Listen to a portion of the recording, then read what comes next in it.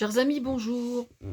Je vais vous parler ce matin d'un... Je fais suite à un billet qui a été fait sur France Inter hier matin de Mathilde Serrel dans sa chronique Un monde nouveau du mercredi 13 novembre au sujet d'un hashtag qui dit Votre corps, notre choix.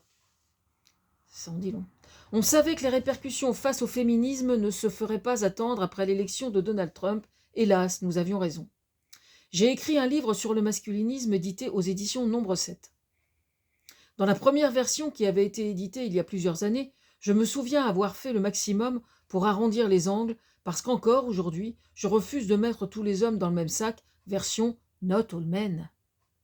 Y compris quand j'entends aux infos que des petites amies d'accusés dans l'affaire Pellico prennent la défense de leurs compagnons ou de leurs frères pour dire que ce sont de grands naïfs, qui se sont laissés embarquer dans cette sale histoire pour avoir eu des relations sexuelles avec une femme entièrement endormie en tentant de faire croire qu'il aurait été question d'un jeu sexuel. Mieux vaut entendre ça que d'être sourd. Ah oui, un jeu sexuel, vraiment. Et comment une femme aurait-elle pu jouir d'avoir eu ces relations sexuelles en étant physiquement inconsciente? Comment peut-on être stupide dans une telle proportion? Petite parenthèse, entre frères et sœurs. Entre frères et sœurs.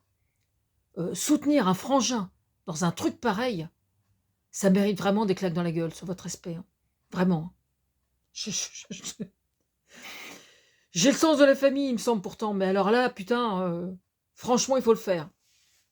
Le masculinisme est un sujet que je classe dans les sciences humaines, qui sont, je dois le reconnaître, un de mes domaines de prédilection. Je ne parle pas du masculinisme en particulier, mais des sciences humaines plus largement. On ne choisit pas ce qui manifeste de l'intérêt pour soi-même à nos propres yeux. C'est comme ça, quoi. On réagit, on suit son cœur et on réagit. Ainsi, il semble évident que régulièrement, hélas, sur ce sujet en particulier, chaque réédition impose souvent une actualisation. Ce que j'ai fait pour le masculinisme qui vient d'être réédité. La dernière est toute fraîche, et je me suis surprise à être nettement moins arrangeante avec l'autre sexe que ce que je le fus à la première version, sans être allé pourtant jusqu'à supprimer certains chapitres trop conciliants. Quiconque aujourd'hui utilise les réseaux sociaux connaît parfaitement le rôle du hashtag. Nous sommes bien d'accord.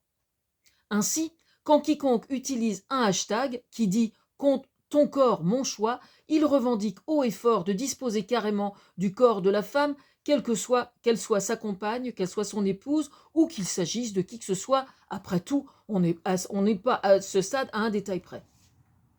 Donc, par voie de conséquence, quiconque utilise ce hashtag « ton corps, mon choix » juridiquement peut parfaitement être perçu et donc utilisé à charge contre les auteurs comme étant une apologie du viol. J'invite donc la justice à se saisir de cette affaire pour poursuivre les auteurs. Encore un petit détail. Il va falloir désormais faire le ménage, comme le dit si bien Donald Trump, sur les réseaux sociaux et notamment utiliser, sans le moindre scrupule, l'historique d'un accusé quand il se retrouve devant le juge pour une accusation de viol ou de harcèlement, de telle sorte que ces hashtags ou ces likes, parce que un de mes calligrammes qui va suivre, de toute façon, ça va être ça. Liker, c'est cautionné. Liker, c'est cautionné. D'accord ? Bon. Liker, c'est cautionné.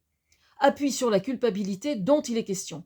Parce qu'après tout, quand on revendique ainsi haut et fort son appartenance à la catégorie qui trouve le viol légitime, il faut en accepter les conséquences et assumer cette utilisation dévoyée des réseaux sociaux devant le juge pour le cas où leur théorie les aurait poussés dans le passé ou dans un avenir proche à mettre en pratique leur légitimité du viol. Il va falloir faire le ménage. Ce sont les paroles textuelles de Donald Trump pendant la campagne. Et je pense que ça a dû lui échapper après aussi.